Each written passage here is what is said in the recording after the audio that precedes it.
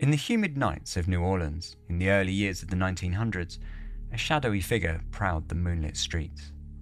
They have never caught me, and they never will. They have never seen me, for I am invisible, even as the ether which surrounds your earth. I am not a human being, but a spirit and a fell demon from the hottest hell. I am what you Orleanians and your foolish police call the Axeman. Whilst almost certainly not written by any real Axeman, this letter, published in the press during the peak of a series of attacks by a violent perpetrator, struck fear into the hearts of citizens who were already terrified of these brutal, seemingly random violence that had been wrapping the city in a terrifying mystery for almost a decade. This is Dark Histories, where the facts are worse than fiction.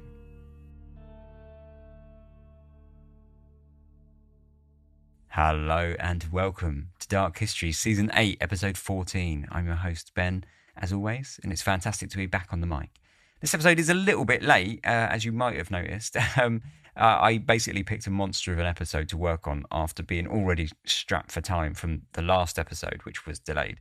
So never fear, this episode's done now, and it is late. To make up for it, it's a big one. And the next episode will be on time as usual. The next episode will be a little bit sooner than the normal 2 weeks. So yeah, anyway, we should definitely just get on with it because this is going to be a long one. So I'll stop rambling and we'll go straight for it. This is the Cleaver, the Fiend, and the Axeman's Jazz of New Orleans. Divided in two by the Mississippi River, the city of New Orleans sits on the southern coast of the United States, in the southeast state of Louisiana. Once a key link in the chain for smugglers and pirates, and nowadays an industrial powerhouse lined with skyscrapers, its port, resting on the Gulf Coast, is one of the busiest on the continent. With the foundations of the modern city laid down by the French in the 18th century, and with thanks to the juggling act of governance between the French and the Spanish, all of whom made extensive use of slave labour in the growing sugarcane industry, the city was well on its way to being a cultural melting pot, even before the Civil War. Following the war, the population of the city exploded, seeing it grow well over 10 times in size, from 10,000 in 1800 to 150,000 in 1870, making it the third largest city in the entire United States. This huge influx of people made the city one of extreme diversity, reflected in the emerging culture as French, Spanish, American, Creole, Caribbean, African, South American, and Chinese influences all came together to create a new American city that showcased French restaurants and cafes next to Creole-style oyster stalls, whilst the dance halls and music rooms were filled with classical European chamber music on one corner and a curious new blend of African rhythms and Western big band on another that would go on to spawn jazz music the world over. This stark diversity was represented in many other ways throughout the city too.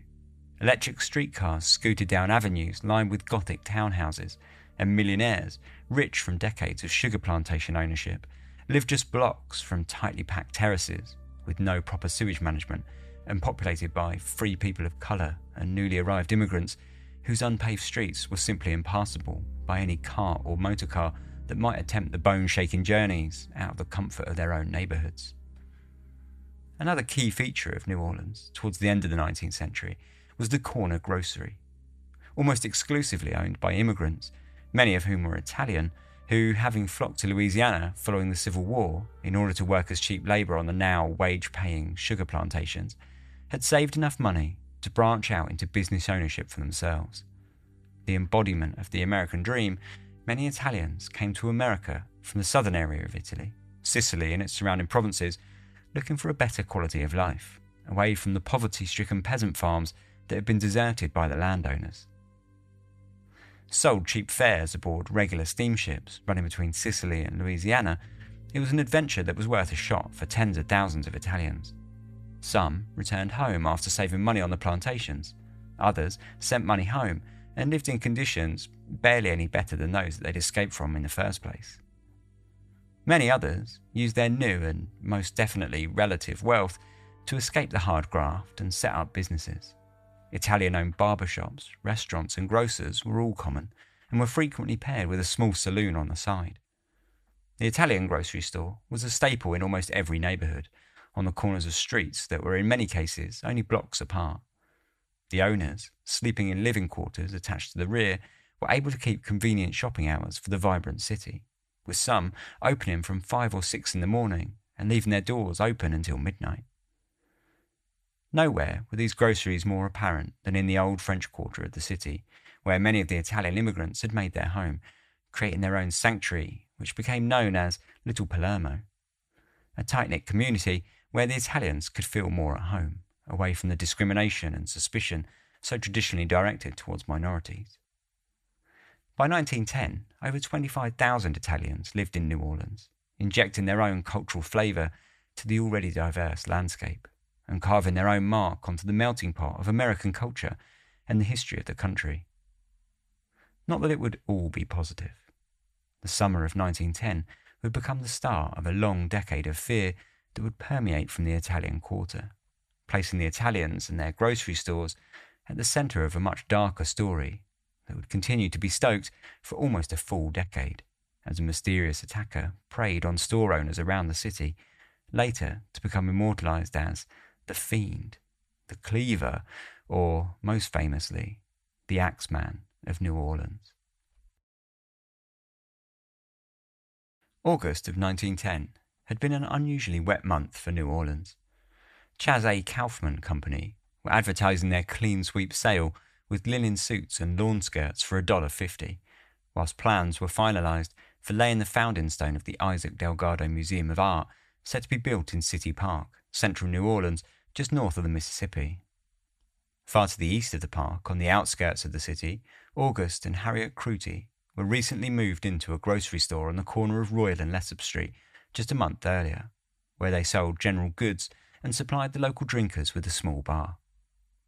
40-year-old August John Cruty, the son of an Italian immigrant, had married Harriet, a widow 11 years his junior, and the two had settled into a small, tightly packed residence quarters, along with Harriet's 18-year-old son from her first marriage, their 2 young sons, Jake and August Jr., from their current marriage, and a pet mockingbird, which they kept in a cage in the porch. It was 3 a.m. on the morning of Saturday, August the 10th, when Harriet woke up to see a man standing over their bed, holding a meat cleaver in one hand and holding up the mosquito net with the other. Seeing her awake, the intruder yelled at her to give him all of her money, adding, "Or I'll do to you what I just did to your husband." Looking down at the foot of the bed, Harriet saw August covered in blood, lifeless. Stuffing her hand under her pillow, she pulled out $8 and handed it over to the Axeman, who snatched the cash, turned and left the room, grabbing the caged mockingbird as he scurried out of the house. Meanwhile, back in the bedroom, Harriet had rushed to the aid of her husband, who she found, thankfully, was still alive. He was still unconscious and in a very bad state, however, and after shaking him failed to rouse any sign of life, Harriet jumped up off the bed and ran out into the street to call for help. Banging on the neighbours' doors, she ran from house to house, until she finally knocked on the door of Officer Gus Albert, who grabbed his revolver and sped off in the direction of the attacker, hoping to catch up with him, but he caught no sign of anyone. The man had apparently vanished into the low light of the morning without a trace. The two made their way back to the grocery and called the police and the doctors, who, in turn, called in an ambulance after seeing August's wounds and realising that he needed far more serious attention. The ambulance arrived and whisked August away to the New Orleans Charity Hospital, where he was treated for head and chest wounds, though at least the cleaver, having glanced off his head, had not seemed to cause any critical damage. Whilst August lay recovering in hospital, the police began searching the grocery and the local streets, finding the meat cleaver in the backyard, where it seemed the attacker had made his escape, climbing over the rear fence and letting the mockingbird free and tossing the cage aside as he went. The cleaver was traced to a butcher's stall in a market 6 blocks away, where it had been stolen earlier that day. The attacker had carefully removed a pane of glass from the back door of the grocery, hoping to reach through and unlock the bolt, securing it shut. But having failed to reach, he had resorted to forcing it with a railroad shoe key instead, using it like a crowbar to crack the door open. By that afternoon, August had recovered from the attack enough to answer questions from the New Orleans Chief of Detectives, Jim Reynolds. He told the officer that he'd gone to bed around midnight after playing cards, but had woken up a couple of hours later feeling ill and got out of bed to fetch a glass of water. Unfortunately for the police, that was the extent of his memory of the night. The next thing he knew, his wife was hovering over him and he was covered in blood.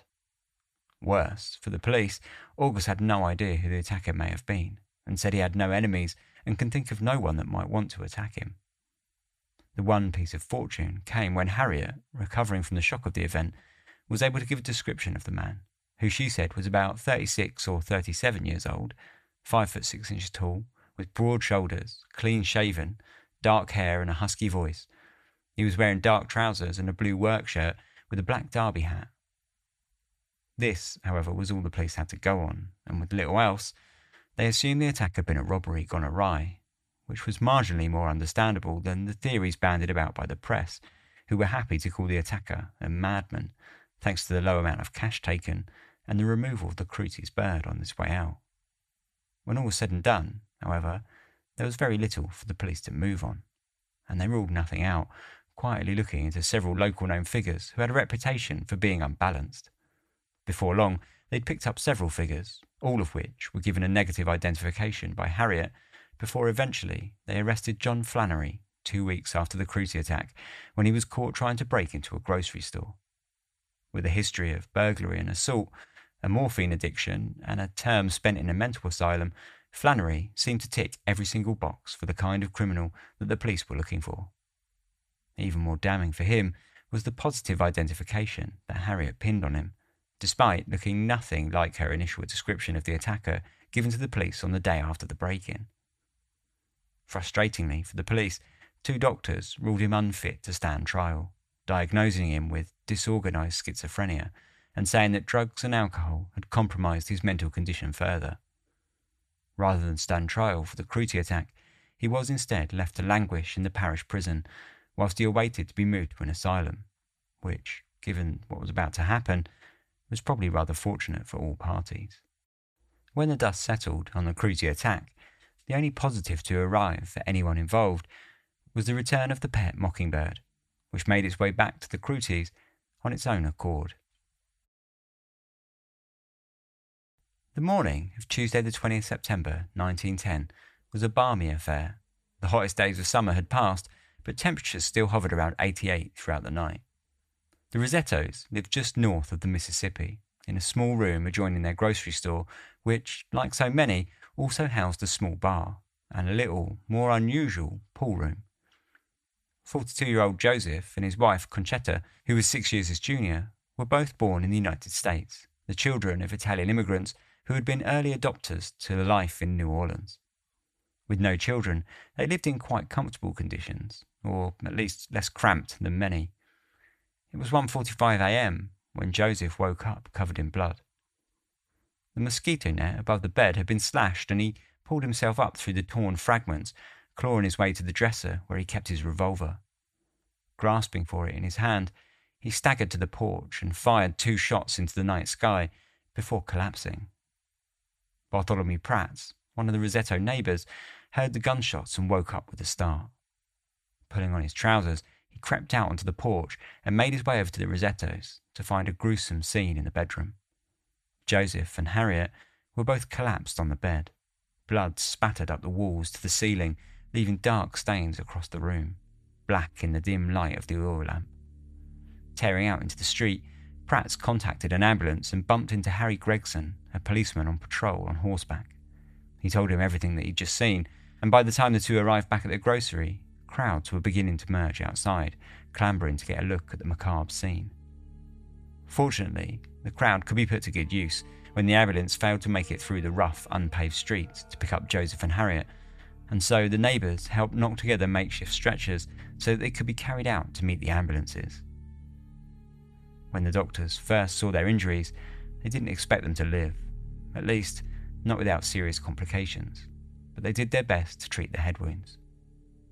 Back at the grocery store, Chief Reynolds, alongside the district attorney and a handful of detectives and officers, had congregated on the crime scene and were busy scouring the local area by candlelight in the hopes of finding any sign of a clue as to who had carried out this attack and how. It appeared the attacker had climbed in through the kitchen window and attacked both Joseph and Harriet whilst they were asleep with a meat axe, before fleeing the scene empty-handed. The register had been completely untouched and still contained $23 in cash, whilst a gold watch, chain and another $35 in cash was found in the dresser. The meat axe that had been used in the attack had been left behind by the attacker, tangled and hanging from the shredded mosquito net. It was another mysterious attack that seemed to have no obvious motive, and very quickly the detectives began comparing the Rosetto attack with the earlier Cruti attack, concluding that they were both likely done by the same madman, hungry for nothing more than bloodshed. Of course, this gave the police more than one problem. Not only did they have no idea who might have carried out the attacks, they were also a suspect down, since Flannery was still wasting away in parish prison when this new attack had been carried out. In hospital, Joseph and Concetta both confirmed that they had no obvious enemies that would have wanted to attack them, outside of a few locals who had been refused credit, and neither could either give any details or descriptions of their attacker, since they had both been asleep at the time that they'd been struck. The one shining light in the affair was that both victims managed to recover and return home a week later, just as Chief Reynolds was doing his best to reassure the press that honestly they were really busy working on as many leads as they could handle. In truth, they had discovered that the meat axe used in the attack had been stolen from a butcher's stall, just like in the Cruti attack. But otherwise, they had absolutely no idea who the culprit may have been. Quickly, the case grew cold, and the grocery attacks began to slip away into obscurity. Then, 9 months later, in the summer of 1911, he appeared to strike again. Joseph and Mary Davy were a young couple. Married in February 1911, Mary was just 16 years old and expecting her first child, and Joseph, who was 26 years old, ran a small grocery on the corner of Arts and Galvez Street in the east of the city. Their store was a little one-storey wooden building that housed the grocery, a small bar area, and had residential rooms attached to the rear. On the night of the 27th of June, Mary went to bed early and left Joseph to close up the store by himself, which he did at around 10 p.m, before turning in an hour later. Before getting into bed, he set up a makeshift alarm in the form of a handful of empty glass seltzer bottles, which he placed on top of the door, before sliding his loaded revolver onto the bedside cabinet, when he fell asleep with the oil lamp still burning, casting a dim light into the room. When Mary woke up later that night, she could just about make out the shadow of a man, barely illuminated by the lamplight. Panicking, she shook Joseph in the bed next to her, but before she could say anything else, the intruder had turned and asked, "Where is your money?" before striking her in the head with a porcelain mug, which shattered across the floor. When she came to, the attacker had left, and Joseph, lying in the bed next to her, was covered in blood. Ernest Boyer, a local bartender, arrived at the Davies grocery at 5:30 a.m, hoping to fetch his groceries early. When he arrived, he thought it strange that the store was still locked up and showed no sign of opening any time soon, and after waiting a while and still seeing no movement, he decided to slip around the side of the house to see if he could call out to Joseph and grab his attention. Mary, hearing Ernest outside, stepped up to the bedroom window, but with a dazed look, told him that the shop wasn't open. By now, Ernest was caught with genuine concern, and he asked Mary to fetch Joseph, and when she told him that she couldn't as he was asleep, he realised that things were absolutely not right. Mary was acting confused and frightened, and worse, he was pretty sure that she had blood on her face. When she finally asked Ernest to go and fetch Joseph's friend, Benjamin Garlin, he did so readily, collecting up a few more neighbours whilst he was at it. Upon their return, Mary let them in to see the grim reality for themselves. Clearly in shock, Mary sat stunned in the bedroom, her husband, Joseph, lying on the blood-drenched bed, his head having been badly battered. Stepping back outside, Joseph called the local police, who arrived and immediately contacted headquarters upon seeing the seriousness of the situation. An ambulance was called, and both Mary and Joseph were carted off to Charity Hospital, where it transpired that Joseph had suffered several blows to his head, crushing his skull. Back at the grocery, George Long, the head of detectives for New Orleans, arrived and took charge of the case, organising a sweep of the scene in the local area. They fairly quickly determined that the attacker had pried open a window with a railroad shoe key before sneaking through the house, removing Joseph's primitive alarm system and placing the bottles off to one side of the door, and then set about attacking the residents. Despite the intruder asking Mary where the money was, nothing seemed to be stolen. The detectives found $64 in cash under Mary's pillow, along with jewellery and cash that had been left untouched in the drawers. Immediately, links were made to the earlier attacks, but for once, no weapon was found on the scene, though the doctors in the hospital had concluded that the attack had been carried out with a fairly heavy cleaver. When the district attorney tried to question both Mary and Joseph, neither were able to furnish them with much in the way of clues, Mary not remembering the attack at all, except that the intruder was probably a white man, and Joseph was in no fit state to comprehend much of anything at all. It turned out his wounds would be too much for anyone to do anything, except try and make him as comfortable as possible, and 30 hours later he passed away from his injuries, leaving the police completely stumped. With little else to go on, the police decided to start by questioning friends and family, and when they approached Joseph's brother, Peter, he gave them an excuse to make an arrest by refusing to answer any questions, saying that he wanted to visit his brother in hospital first.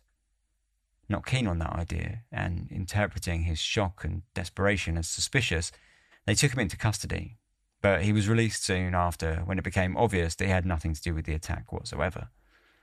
The next day, Detective Long, who was keeping Joseph's death a secret from his young wife, questioned Mary again, and this time she was able to furnish him with at least something of a description, saying that she thought the intruder was white, clean-shaven and about 5'8", wearing a blue workman's shirt and no hat.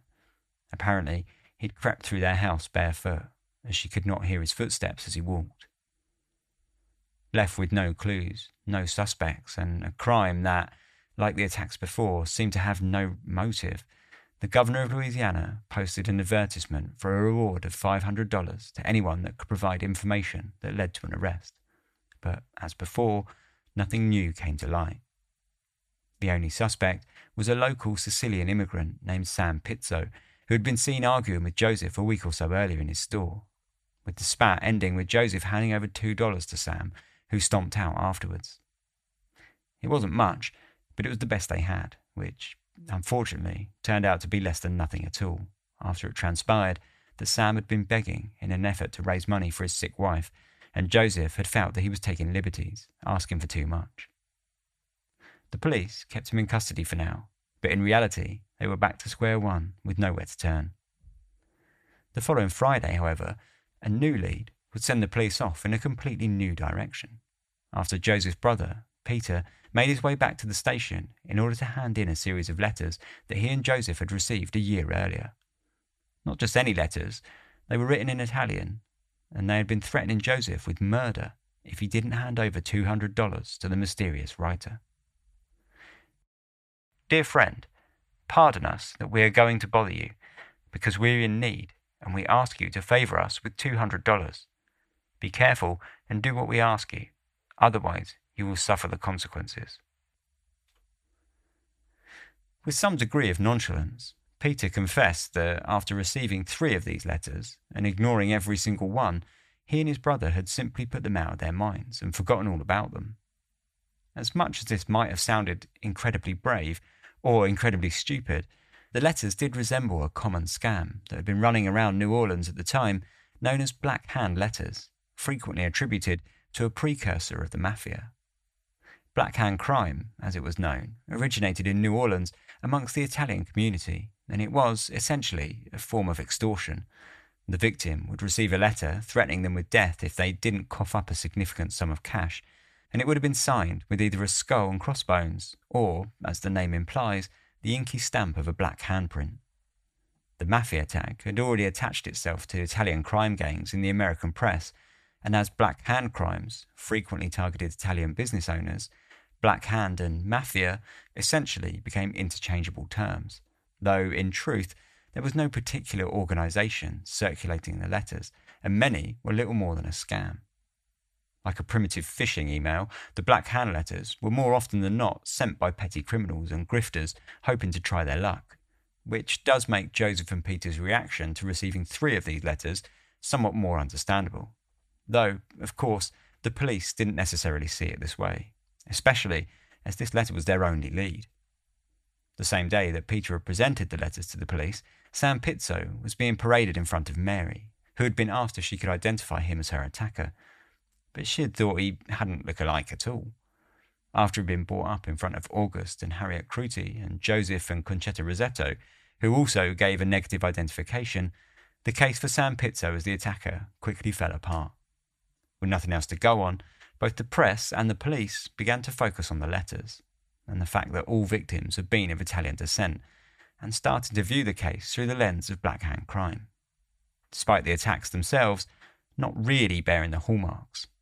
In most cases, when Black Hand crime had been followed through, the resulting murders were carried out with guns and knives, and certainly nothing as brutal as bludgeoning a person's skull to pieces with a heavy cleaver.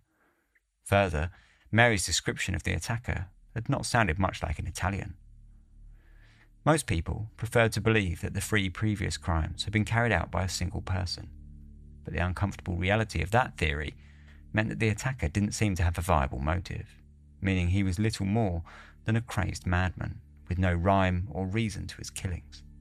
A blood-hungry monster, or fiend as the press liked to call him, comparing his antics to Jack the Ripper and dubbing him the Axeman of New Orleans. The problem for the police was that just like the Ripper, the Axeman had seemingly vanished.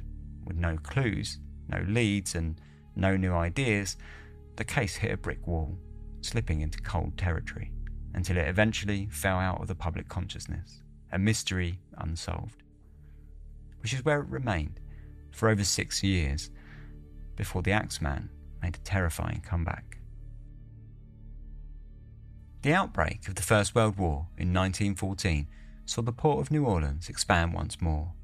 Already having industrialised on a major scale, it now expanded once more to accommodate 3 huge new shipyards, a repair yard and a giant warehouse terminal. At the start of the war, the New Orleans economy had dived like the rest of America, but by the time America officially entered the war in 1917, it had rebounded and was booming once more, even despite the drain on the labour force that the city had suffered thanks to the military draft and the huge numbers of African Americans who had migrated north following dissatisfaction with working conditions in the South. For the Italian American community, much less had changed in the previous 6 years. More Italians had moved out into the emerging suburbs, but otherwise things were much as before, with grocers, barbershops and restaurants still providing the most common route to financial security for many of the immigrants, who still lived in the same communities as before. Anna and Epifanio Andolina were one couple that had managed to move out of the east of the city and into the central Carrollton area on the banks of the Mississippi. There, they lived in the rear residential rooms of their grocery with their 8 children. It was 3 a.m. on the morning of the 22nd of December, 1917, when 16-year-old Mary Andolina woke up to the sound of her mother screaming coming from her bedroom. Rushing into her parents' room to see what the problem was, she found her father, Epifanio, laying on the floor in a pool of blood, and her mother, Anna, on the bed, yelling at her to take her sisters and get out of the house. Mary did as she was told, running back to her bedroom, which she shared with her 4 younger sisters, and then ran out into the street, where she met with Anna, who was holding their infant baby, waiting for her daughters. A neighbour called the officials, and before long, an ambulance had whisked Epifanio and their 2 sons off to Charity Hospital, and the detectives had descended upon the scene. When they questioned Anna, she told them that she had woken to a man standing in their room on her husband's side of the bed, holding a hatchet and a revolver. When she screamed, he had told her to shut up, and then hit Epifanio 4 or 5 times with the axe, before turning and leaving, heading into their son's room, where he hit both children once, and then just walked out, tossing the hatchet onto the kitchen floor as he left. Unfortunately for the police, the bedroom had been too dark for Anna to see the man properly, and she was unable to furnish them with any description at all. Epifanio, who had survived the attack, wasn't able to offer anything more, telling the police that he'd been asleep right up to the attack, and therefore had not seen anything. He assured the police that he had no enemies and could think of no one who might have wanted to attack him. It all appeared very strange, with no apparent motive for the crimes and with no leads. The case died fairly quickly. Thanks to the recent murder of Chief Reynolds, shot by a fellow policeman on the 2nd of August that year, There was no one left in the force who could put two and two together and link the attack with the Axeman crimes of 1910 and 11, despite their similarities. The intruder had seemingly chiselled out a panel from the back door, attacked the occupants with a hand axe, and then left without robbing the place, all of which bore an uncanny resemblance to the earlier attacks for those with long enough memories. But for now, no official links were made, and the case fell off the front pages until the spring of 1918. Andrew Maggio was a barber who lived in New Orleans with his older brother, Joseph, and Joseph's wife, Catherine. Joseph and Catherine had married in America in 1903 and settled into a small grocery store and bar in New Orleans, where they lived nearby with their own brother, Jacob, who owned a shoe repair shop. Jacob woke up at 4:30 a.m. on the morning of the 23rd of May 1918 when he heard groans coming through the wall from his brother's bedroom. Not wanting to just burst in on his brother, he banged the wall with his fist, and getting no reply, he slipped out of bed and got dressed before heading to the next room and opening the door. When he saw Joseph hanging half off the bed, he realised that he'd seen enough, backed out and fled into the street, running over to see his brother, who lived just a block over. The two men returned together, and Andrew took the lead. Slowly, edging into Joseph and Catherine's room, he saw Joseph slumping off the bed, barely alive. Catherine was sprawled out on the floor, unmoving, and the whole scene was covered in blood, which had spattered up the walls all the way to the ceiling and pooled beneath the bodies. The police were quick to arrive, where they took the two men to the station, where they held them in order to take their statements, whilst a sweep of the scene was taken, discovering that, just as before, a panel had been removed from the back door. They found an axe, covered in hair and blood, dumped in the bath, and though $50 seemed to have been taken from a small tin that was kept for petty cash, all of the jewellery and other valuables had been left untouched. Initially, an ambulance had been called for Joseph, but he'd sadly died before it arrived. Instead, it returned to the hospital carrying two bodies for a full autopsy, which discovered that not only had both victims had their heads beaten with the axe, as in the previous attacks, but they'd also both had their throats cut first. Over the following days, the police spoke to the neighbours and, as usual, found that the Maggios had not seemed to have any enemies, had seemed to be hard-working, and were well liked in the local community, leading the police to conclude that the attack had been a fairly straightforward robbery, at least until later that day, when a message was discovered chalked onto the sidewalk a block away from the grocery store. Though there was some debate as to what the message actually said, it was one of three variations, each being reported by separate papers slightly differently. In large letters, scraped out by the side of the road, someone had scrawled, "Mrs. Joseph Maggio is going to sit up tonight, just like Mrs. Tony." The message cast new light onto the attack, and though not everyone took it seriously, with several papers concluding that it had just been a joke made in poor taste, others jumped straight towards the killer being a deranged madman. The day after, the police got a stroke of luck when a neighbour of the Maggios noticed a tortoiseshell-handled razor in the rose trellis of the house neighbouring the Maggios' grocery that the initial police searches seemed to have overlooked. It was a massive clue of the investigation, but it was also the only clue, and so when they visited Andrew's barber shop and one of the employees told them that he'd seen Andrew take a razor home just like it a few days earlier, they must have felt like all their luck had come at once. That night, they released Jacob, but kept Andrew back, presenting him the razor, which, of course, he said had absolutely nothing to do with him. Besides, he pointed out, it was not particularly unusual for a barber to be in possession of a razor. This was a fact that the police soon found to be true, when they searched Andrew's room and found 3 more razors, along with a shirt that appeared to have a dark stain that had been half washed out. The next day, the district attorney, along with Superintendent Mooney, interrogated Andrew, who continued to protest, saying that he had no connection to the razor found in the garden, and that the stain on the shirt had been nothing more than wine. On the night of the murders, he said that he had been drinking and had passed out, sleeping heavily, which is why he had not woken up during the attack that had brutally killed his brother and his wife. It was the next day that really put the dampeners on Andrew as a suspect, however, when Andrew's employee, who originally thought that the tortoiseshell razor had belonged to the barbershop, identified one of the razors taken from Andrew's room as the actual razor that he had seen Andrew take home. With nothing else to hold him on, Andrew was released that Saturday night. And just like so many Axeman attacks before, the case fell cold. Though it would not be long before they would hear from the attacker again. It was 10 to 7 in the morning when John Zanker pulled up outside the People's Cash store to deliver bread. He hit the store daily on his rounds and knew the owner, a 60-year-old Polish man named Louis Basuma, reasonably well. At least he knew him as well as anyone else, given that Louis Basuma had only been living in New Orleans for the past 3 months, where he had moved into the city and opened the grocery with his wife, Harriet. Unusually, the store had still not opened. The shutters were still locked on the windows and the door was shut tight. Walking around to the side, John tried to rouse the couple by giving a little knock on the rear door that led to the residential section of the building. Behind the door, he heard a faint shuffling, and then, in a low voice, he could just about make out Louis telling him to go back round the front. Glad that he'd managed to get the owner's attention, he did as he was told, and as he stepped back onto the porch, Louis cracked open the front door to the shop, with blood dripping on his face, making it especially apparent to John that no, things were definitely not right. When he asked Louis what had happened, Louis shrugged the blood off, telling him that he'd had an accident.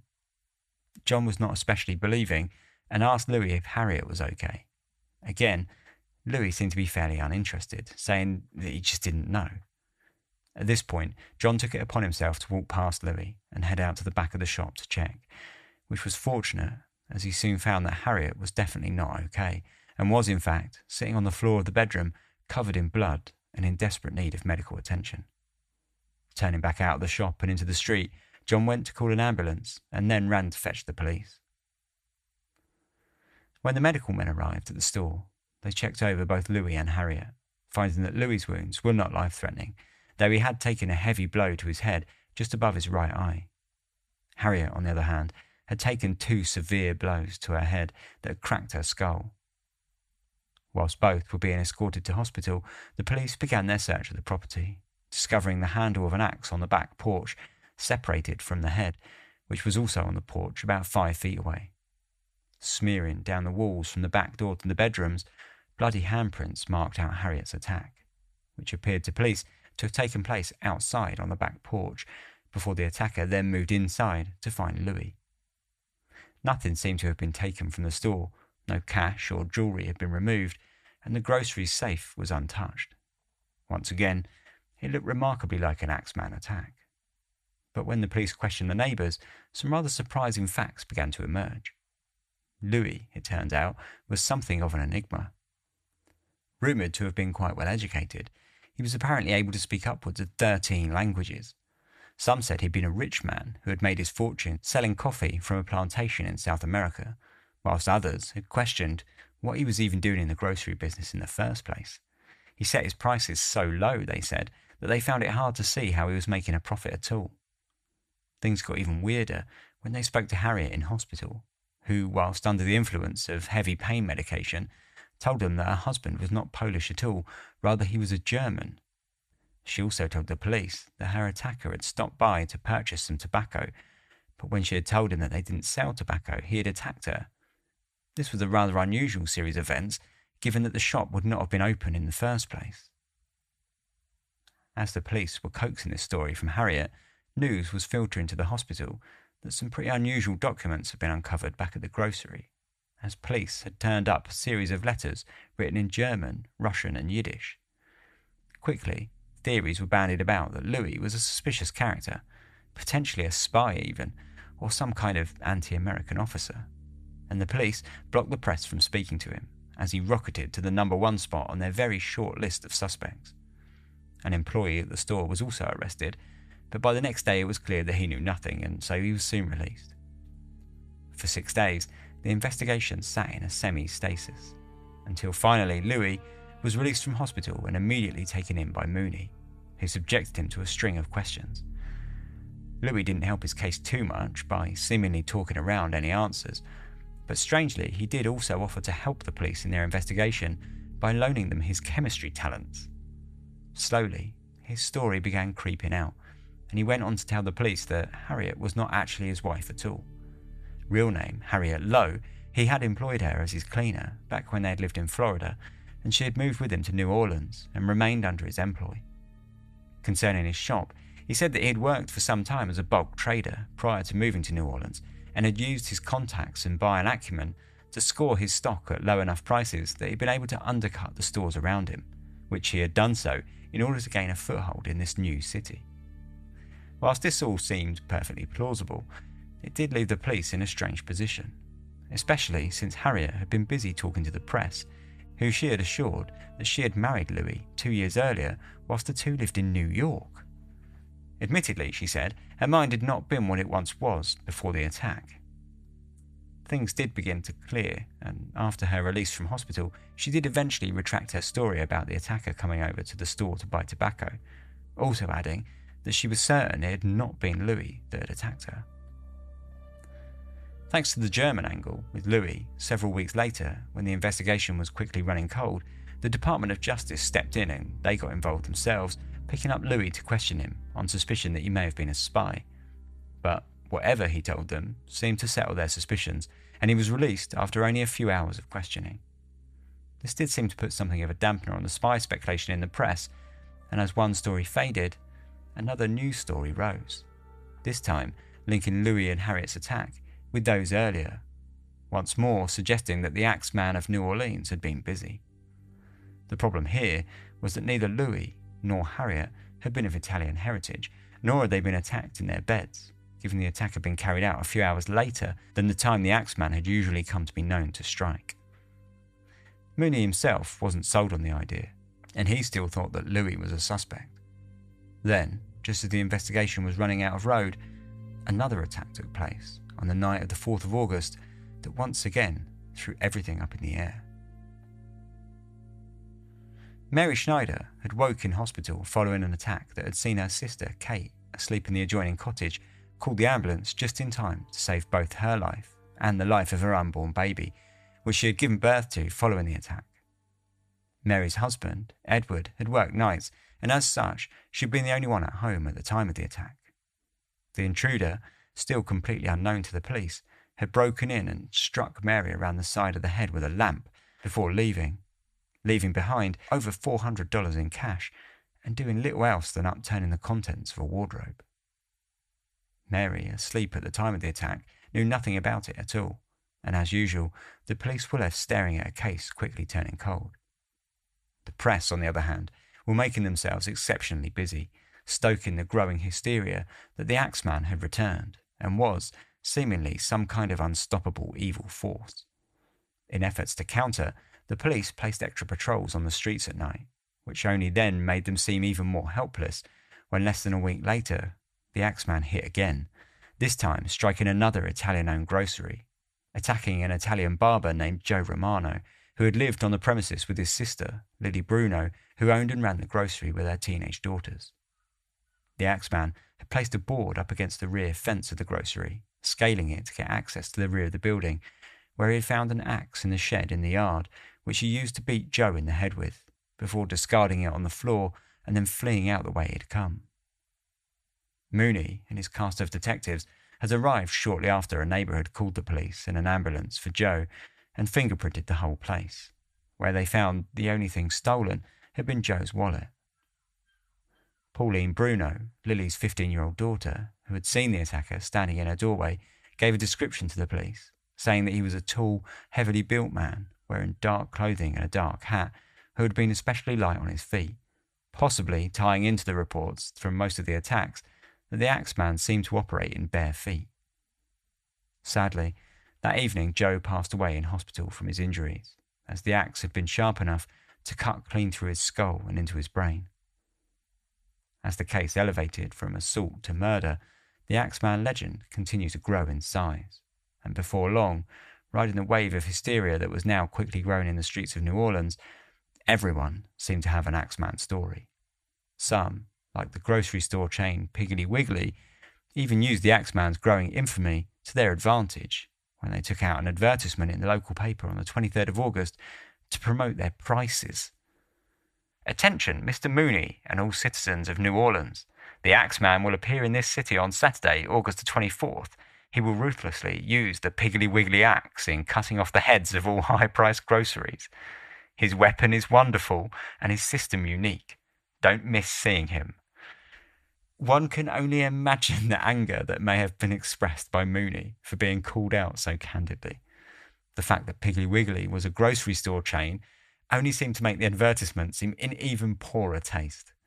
It was, however, a good reflection of the all-encompassing nature of the Axeman by the summer of 1918, who had found his attacks saturating every facet of New Orleans society. In part retaliation, and in another hoping to take his own advantage of everyone talking about the Axeman, Mooney put out a press release asking anyone with the knowledge of who he might be to come forward. Not mincing his words, he suggested that anyone that had information and did not bring it to the police were akin to assisting him in his terrible deeds, calling the attacker a blood-mad creature. "Take this for gospel," he said. "We're going to get him yet. I'm doing everything in human power to run down this murderous maniac. We're going to get him." Meanwhile, an old Italian police officer, John D'Antonio, who had assisted in the earlier attacks of 1910 as an Italian specialist, wrote a piece on the attacker, both linking the new attacks with the crimes of 1910 and 11, and sketching out something that was remarkably close to an early version of what would much later become a psychological profile. The murder is likely a Jekyll and Hyde personality, like Jack the Ripper, a criminal of the dual personality type, maybe a respectable, law-abiding citizen when his normal self. Then, suddenly, the impulse to kill comes upon him, and he must obey it. All the while this was going on, the investigation into the attacks were continuing, and Harriet Lowe, now much healed, had approached the police and told them that now her memory was clearer, she could say with some certainty that it was, in fact, Louis that had attacked her. Apparently, Louis had always kept a series of mysterious blueprints locked up in a secret compartment in a trunk at home, and that when she had seen him poring over them one night, he had turned on her and attacked her. In truth, she said she didn't actually know his real name at all, nor did she know his business. Even more suspicious, she said the two had moved to New Orleans suddenly, one day after Louis had shaved his beard, and told her that she should start using his surname and tell people that she was his wife. How that he had received his own head wound, she said, she had no idea, but suggested that perhaps he had struck himself in an effort to cover up for the fact that he had carried out the attack. In response, Mooney had Louis arrested. But this mysterious man kept to his story that he had told the police before, outright denying that he was a spy for the Germans. Mooney was past caring about his story at this point, and charged him with attempted murder and threw him in jail to await trial. Muddying the waters somewhat, however, was the news that Harriet, following her new statement, had been re-hospitalised, this time due to her failing mental health and apparent constant state of anxiety and paranoia. Whilst in hospital, the doctors noticed that she had a shard of skull pressing on her brain, and they operated to remove it. In the following days, she fell sick to pneumococcal meningitis as a result of complications from the operation, and then died 10 days later. This naturally complicated the case, and at the same time upped the charge from attempted murder to straight murder, though Mooney secretly doubted that Louis had been the Axeman anyway. Complicating matters even further was the onset of Spanish flu that had begun to sweep across America as the First World War drew to a close. The Axeman seems to take a back seat as the sickness barreled through the city, killing over 3,000 at a rate that was almost twice of the national average. Orlando Guagliardo, like so many Italians, had come to the USA to work sugarcane.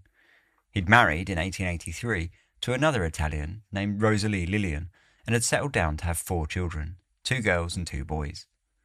By 1892, he'd saved enough money to buy a small grocery store for $200 in the parish of St. James on the banks of the Mississippi, west of New Orleans, and then later, in 1910, the family moved to the expanding suburb of Gretna in New Orleans proper, south of the Mississippi, where he bought a new store named Giordano's. Choosing to change his own name rather than the store's name, he officially became Orlando Giordano, which he deemed to be much easier to pronounce for an American tongue, and just coincidentally for a British podcaster. By now, Orlando was getting on in years, and his son, Frank, had grown into a savvy teenager, gifted in sales, who had left school at 14 to go into real estate and then insurance. He'd gotten engaged to his sweetheart, Josie, on Christmas Day of 1918. Moving away from the grocery store and onto sales was an aspirational move that, whilst being upwardly mobile, did leave Orlando without an heir to his grocery store, which was by now becoming difficult to run for both himself and his wife. Instead of struggling, Orlando decided to wrap up his business and lease the store out to a young couple named Charlie and Rose Cortimiglia, who became the Giordano's neighbours. Problems arose when Orlando's daughter, Lena, was made redundant from her position in a local factory, leading Orlando to evict the Cortimiglias in order to reopen the store as Giordano's, which would be run by Lena. The Cortimiglias, not to be taken aback, relocated into a new store a few blocks away, where they began to undercut the Giordano's in order to maintain a healthy trade despite the close proximity of the two stores. This spat lasted some time, but eventually faded away, and the two grocers soon returned to being good friends, with Orlando and his wife routinely looking after the Cortimiglia's newborn baby. It was almost 3 a.m. on the morning of the 9th of March 1919 when Emmanuel Fink, the town councilman, woke up hearing a dog barking in his yard. Getting up out of bed, he lit a lantern and went to take a look in the street to see what was causing the commotion. But when he saw nothing unusual, he shrugged it off and quickly went back to bed and fell asleep. Later that morning, Hazel Johnson made her way to the Cortimiglia's store on her usual errands, alongside her aunt, Ella Kennedy. A short while later, Frank Giordano was woken by his sister, Lena, who was frantically trying to tell him that she had heard someone screaming something about murder by the Cortimiglia's grocery. Frank leapt out of bed, hurriedly got dressed, slipped on his hat, and headed out to see what was going on. By the time he arrived, there was already a small crowd gathering around the house, including Frank's parents, who had heard the same screaming and got there just ahead of him. Squeezing through the crowd, Frank entered the rear of the grocery and found a grim scene waiting for him. Charles Cortimiglia was hanging half off his bed, barely alive, covered in blood that had spattered across the floor and up the walls. His wife, Rosie, next to him on the bed, was similarly struggling, and between them, their infant child, Mary, was laying covered in blood. Frank knelt down next to Charlie and tried to ask him who had attacked him, but barely able to breathe, Charlie only managed to ask Frank to run and get his brother-in-law in nearby Amesville. Frank, doing as he was requested, dashed back out of the house, bumping into Lena on the way, who he warned to not look inside the grocery, before strapping his horse, jumping onto his car and speeding away. On his way to Charlie's brother's, he thought it probably best to call into the doctors before continuing to Amesville. Meanwhile, back at the grocery, Emmanuel Fink had taken control of the scene, stationing a local, Tony Winters, to stand guard on the grocery door, ordering him not to let anyone touch anything, whilst he phoned the sheriff, chief of police and the charity hospital ambulance. Somewhat annoyingly, the hospital could only apologise, as they said they didn't send ambulances south of the river thanks to the poor state of the streets. So Fink ran off to collect his own car instead. As he arrived back at the grocery, Dr. Rosner, sent by Frank, was just arriving, and together they used the mattress from the bed as a makeshift stretcher to get Rosie into the cart, whilst others used a bloody axe that a neighbour had found discarded beneath the porch to chop a door from its hinges, which they used to place Charlie on and carry him out to the cart.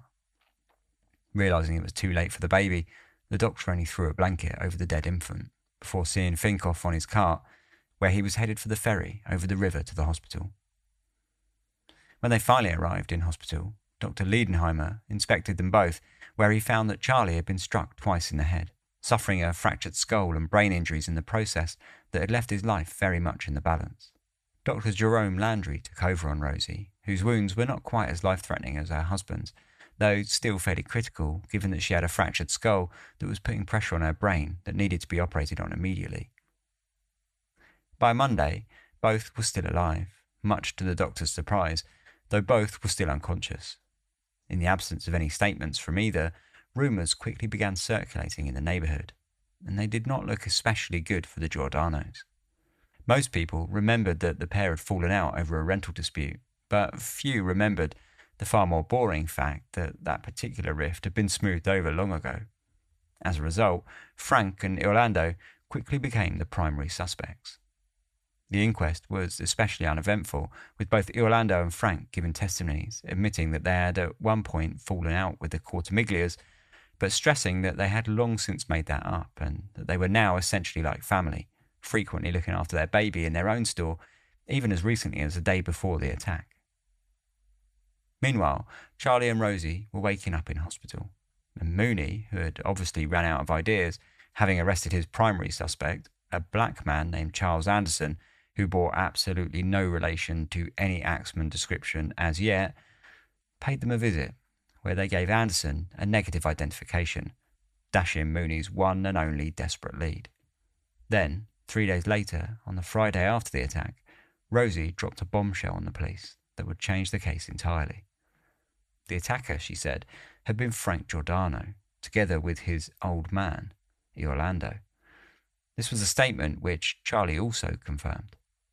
Police were sent out to arrest the pair immediately, but things, as per usual in the Axeman attacks, were not quite what they appeared.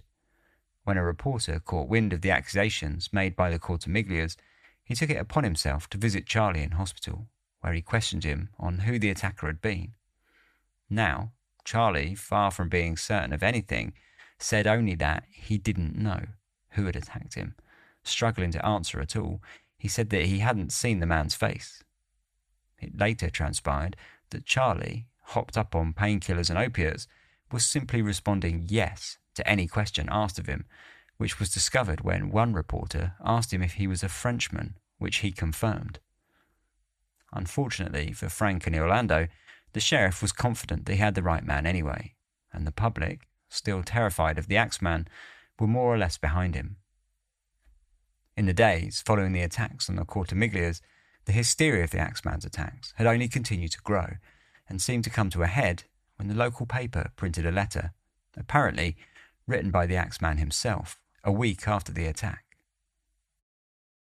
Esteemed mortal, they have never caught me, and they never will. They have never seen me, for I am invisible, even as the ether which surrounds your earth. I am not a human being, but a spirit and a fell demon from hottest hell. I am what you Orleanians and your foolish police call the Axeman. When I see fit, I shall come again and claim other victims. I alone know whom they shall be. I shall leave no clue, except perhaps my bloody axe, besmeared with the blood and brains of he whom I have sent below to keep me company. Much in the vein of the hoax Ripper letters sent to the press in the height of the Ripper killings of 1888, the Axeman's letters used much of the same drama to conjure a demonic image of himself, though somewhat strangely, he went on to issue a very peculiar warning for his next trip to New Orleans. Now, to be exact, at 12:25 o'clock, earthly time, on next Tuesday night, I'm going to pass over New Orleans. In my infinite mercy, I am going to make a little proposition to the people. Here it is. I am very fond of jazz music, and I swear by all the devils in the nether regions that every person shall be spared in whose house a jazz band is in full swing at the time I have just mentioned. If everyone has a jazz band going, well then so much the better for the people. One thing is certain, and that is some of those persons who do not jazz it on Tuesday night, if there be any, will get the axe. Whether or not people took this letter seriously, there was undoubtedly a more musical presence on the New Orleans air that Tuesday night, though not nearly as much as the legends have gone on to paint it, as most people saw the letter as the hoax that it so clearly was. It would later go on to be speculated that this letter was written as a bit of a guerrilla marketing tactic by a musician named Joseph John Davila, who was gearing up to release his most recent work, The Mysterious Axeman's Jazz, Don't Hurt Me Papa, which published later that year, complete with an illustration on the front cover, clearly parodying the Axeman's visit as a jazz duo played noisily in a woman's front room while she watched and waited, terrified, out the open front door.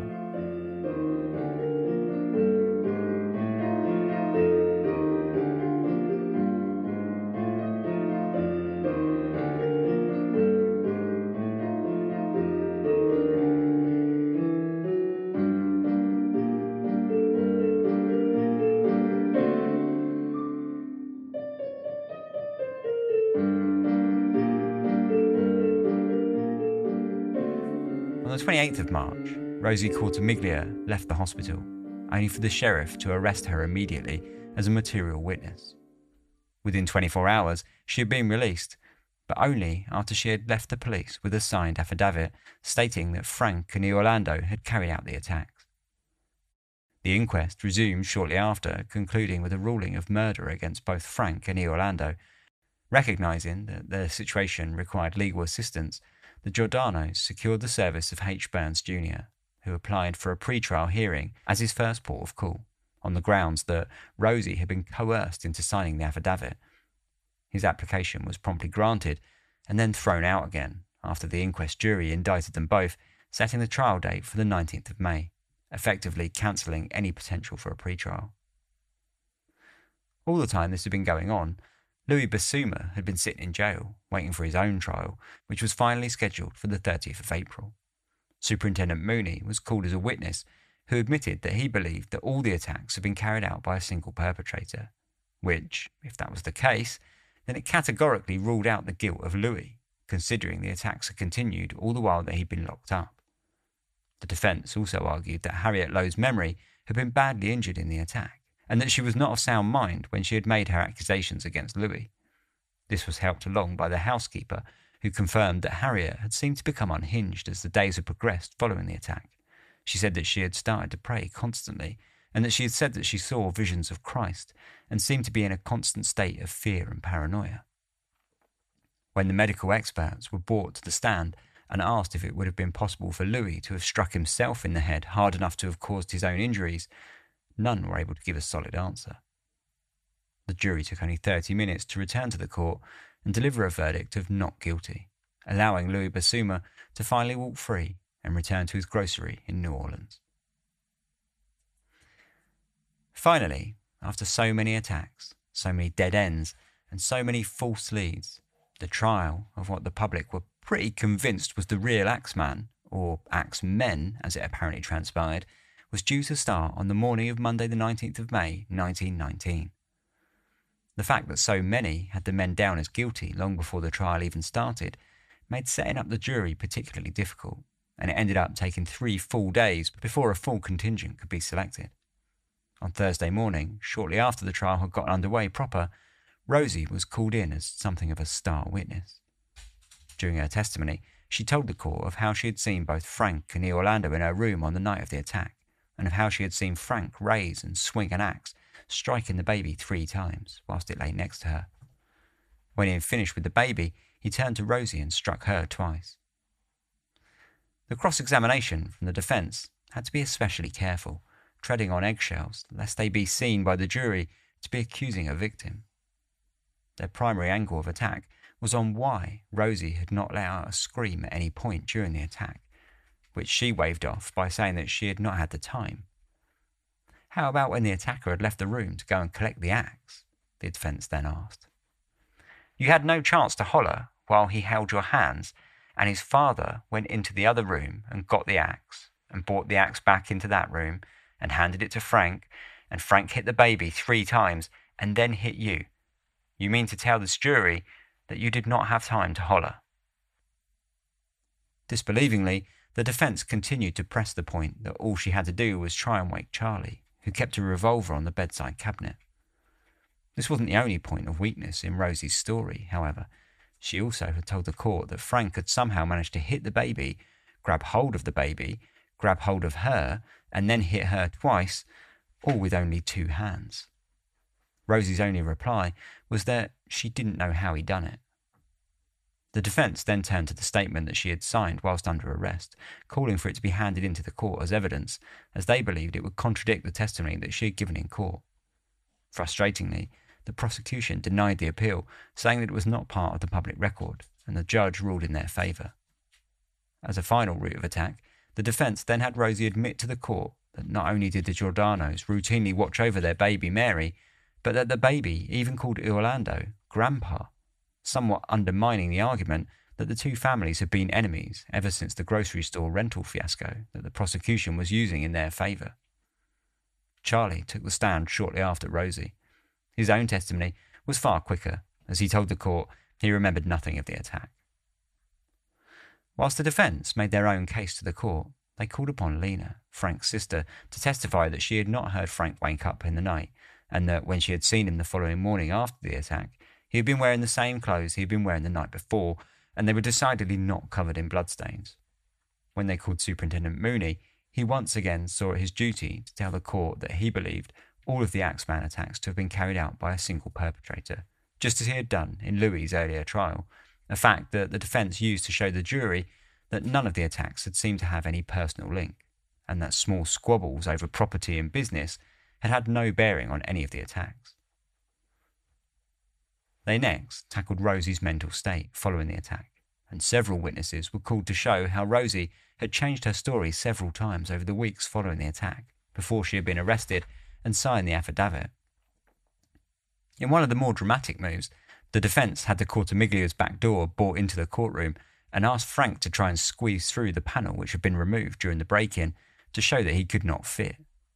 This was important, as the prosecution had been pushing a narrative that Frank had squeezed through the panel in order to let Orlando in after him.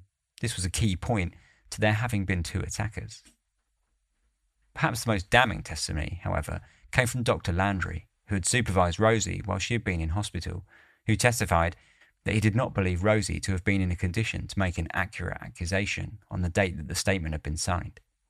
Dr. Liedenheimer followed, who told the court that he didn't believe Rosie's wounds had even been caused by an axe at all, rather something lighter than what would have been used to have struck Charlie. The coroner, Dr. Joseph O'Hara, then said that he believed Rosie's injuries had placed her in a position that made her easily led, and further, the situation with the police locking her up in jail whilst they waited for her statement would have certainly made this condition worse. This method of attack, whilst seemingly strong, was countered somewhat by the prosecution, who had their own doctors confirm that Rosie was of sound mind, and that there had been no evidence of anything untoward having taken place in order for the police to have coerced an accusation from her. Finally, the jury made their way out of the court to make their deliberations after a long final day, which hadn't concluded until 12:30 a.m. An hour and 15 minutes later, they returned, handing the judge a verdict of guilty for both men, though Orlando was at least to be spared a sentence of capital punishment. As expected, neither Frank nor Orlando took the verdict particularly well. Frank told reporters as he was leaving the courtroom that it hadn't been a fair trial. Unfortunately for them both, the jury had seemingly reflected the public opinion in New Orleans, that Rosie had had no reason to lie, and that the two men were certainly guilty. Fortunately, there was one man in New Orleans who also felt they had been wronged, a reporter for the local newspaper, Jim Colton, who met with the convicted men and assured them that he would do his best to help them out of their current predicament.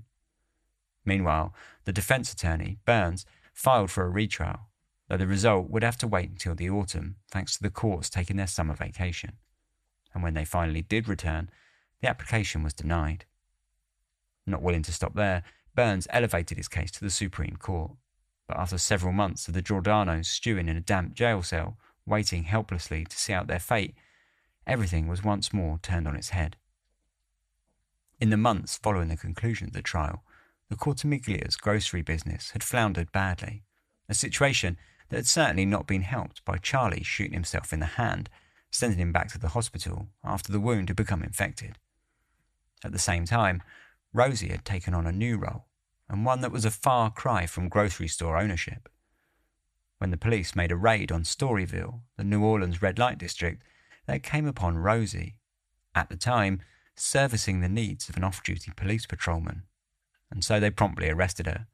When questioned, she didn't deny anything, confessing that she had been working as a prostitute in order to help keep the grocery business afloat. A few months later, Charlie and Rosie separated, their relationship having been dragged through the ringer, with both having suffered such a great deal of trauma throughout the past year. Following their breakup, Rosie left Gretna and took a job in a factory for the American Can Company. Whether she had begun to see life in a new light, or the doubts she harboured over her own testimony finally became too much, Rosie began to have dreams. Not just any dreams either. She had dreams of angels coming down to earth and telling her that she could not die with the fate of the Giordanos on her conscience. Rosie found a friend in the reporter Jim Colton, who now was able to fulfill his promise to the Giordanos by having her sign a new statement, officially recanting her accusations of both Frank and Orlando. Within a matter of weeks, the case was being presented to the Louisiana Supreme Court, where Burns hoped he would be granted a ruling to send the case for retrial. And a month later, on the 5th of April, the two imprisoned men received the good news that their case had been sent back to the courts for them to be tried again. And this time, the public opinion was very much a different story. Following Rosie's arrest, and later her newest statement recanting her accusation, the press and public had turned a full 180 on the guilt of the Giordanos, and now most believed them to be innocent. And whilst the court did not rule on matters of opinion, the feeling around the case certainly couldn't hurt. Nor did it hurt the Giordano's case that they had publicly forgiven Rosie, saying that they would welcome her coming to see them, and that they were sure she had simply been out of her head when she had made the accusations. Finally, after much interference from the district's attorney, who was not impressed at all that he now had to prove for a second time that he had jailed the men guilty of all of the Axeman's crimes, the new trial of the Giordanos got underway on the morning of the 6th of December 1919. This time, things were much more straightforward, however, and when the judge was informed that Rosie intended to reverse her testimony, he saw the case dropped and the trial thrown out, ruling the Giordanos free to go. Whilst the Giordanos were celebrating their release, there was one difficult truth that boiled away under the surface of all the positivity. That of the fact that if neither Frank nor Orlando were the infamous Axeman of New Orleans, then the attacker must still have been out in the wild somewhere, waiting to strike again.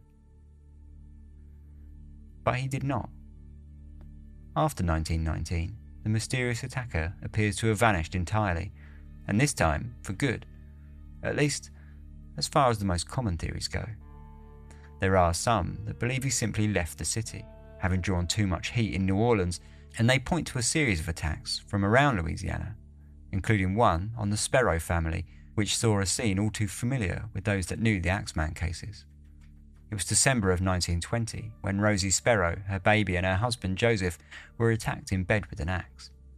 The knife used to slash Joseph's throat had been discarded on the grocery counter, and all the store's money was left behind, completely untouched. A similar attack took place a month later, 70 miles from the Sparrow attack, this time taking place in the grocery of Giovanni Orlando, who received such traumatic injuries to his head that he died in hospital shortly after. Just like the crimes in New Orleans, these attacks went unpunished, and the attacker, whoever he was, managed to escape justice. But were all of these attacks really the work of one man? By now infamous Axeman of New Orleans. Where did he go, or why did he stop, if he ever really did stop? He was then, and remains now, a shadowy enigma. Legends have grown around his story, especially concerning the hoax letter to the paper, threatening all of those who were not willing to jazz it on a chilly Tuesday night.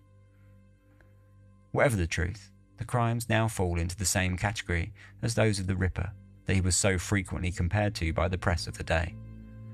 Perhaps he will yet be discovered, but it seems far more likely that whoever carried out the attacks in New Orleans, and then later throughout wider Louisiana, his name will have faded away into obscurity, which is, in truth, where he and his like ultimately belong.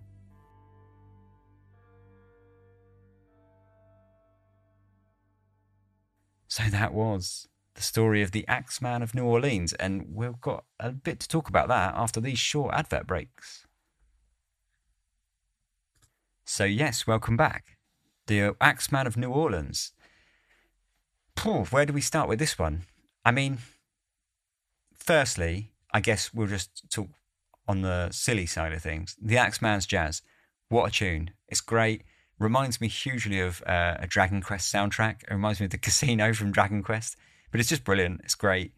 That whole kind of guerrilla marketing for it was pretty much a stroke of genius, to be fair. Very bad taste, but pretty much a stroke of genius. But yeah, that part, obviously very good. Obviously, we've got Louis Besuma, which is a sort of side account for me. And we'll get into whether or not we think the Axeman was all one person, all the attacks were all one person. But even if you think they are, I think the Louis Besuma attack probably was not an Axeman attack. I think it probably was more likely that Louis was guilty.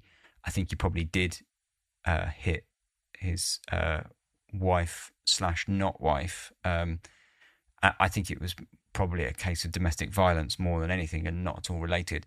And I think you can see that when you look at Harriet's reaction after the attack, and the fact that she was basically still living with Louis, but paranoid and in fear all the time, which you could attribute to just being attacked. That could be, PTSD from any attack, I guess.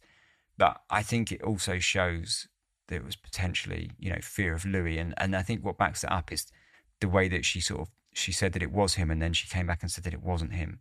And then she was never quite sure. And I think that leads to, I can very much imagine that being a case of her being afraid of the consequences of her telling the police the truth.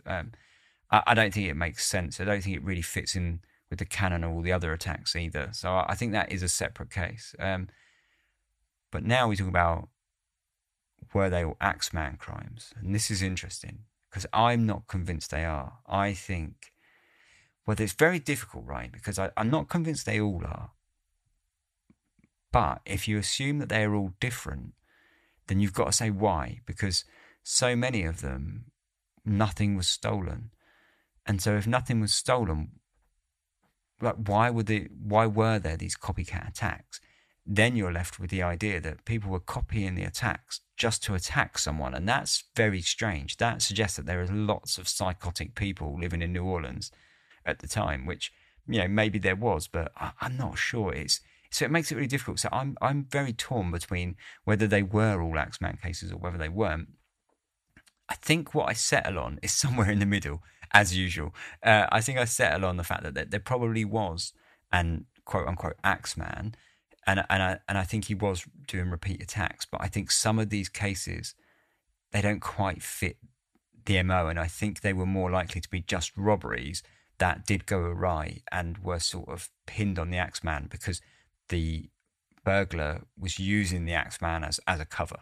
I think that's because in 2 or 3 cases, things were stolen, and it wasn't much. It was like $50 here, $20 there, but that was probably a lot of money to someone back then who was, perhaps not so well off. It was a lot of money to someone not so well off. It would have been like at least a month's wages. So those robberies were significant, I think, and they do set them slightly apart from the other ones. The attacks where there wasn't robberies, though, I think possibly were Axeman attacks, and they probably were all one person.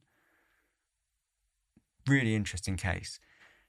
If I had more time on it, which I don't, and it's always the way with Dark Histories, which is frustrating, one of the first things I would probably do is start looking through records, because if it was all one person, the first port of call has got to be to see if there's any correlation to anyone who was put away in 1911 and released in late 1917, particularly if they were put away for violent crimes or for having violent behaviour.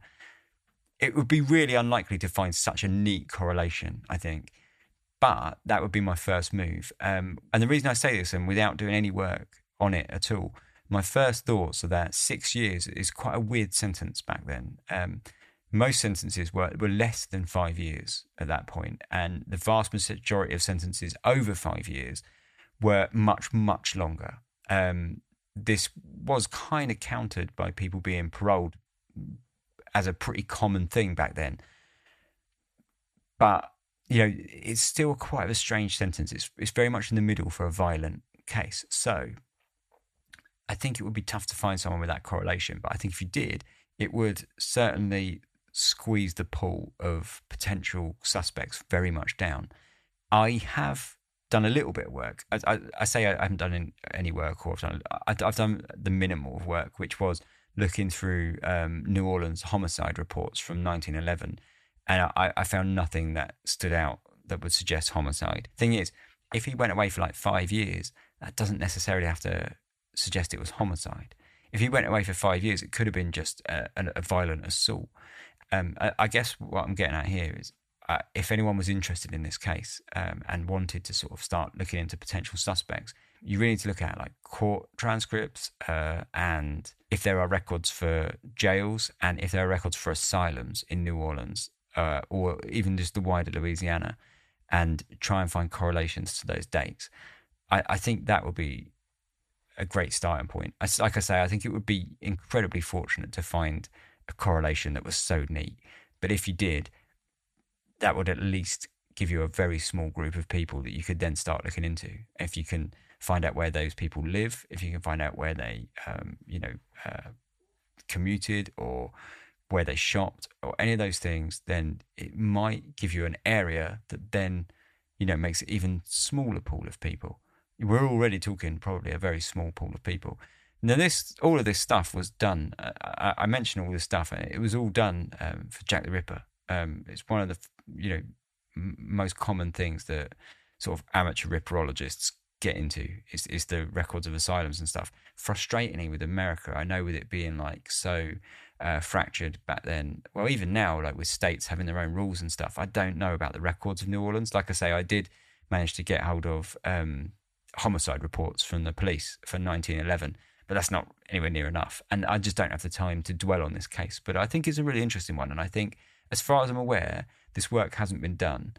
And I think it's one that you could possibly, get into and, find some at least potential suspects if you had the time to do that. And I would love to spend, say, more time doing that. But sadly, as with Dark History, as always, once I've done the story, I've got to move on, really. So I only ever do the research which I do for the story, which is, significant, but it's never enough to really sort of, like in this case, to sort of dig deeper, take it one step further and start looking for potential suspects and stuff.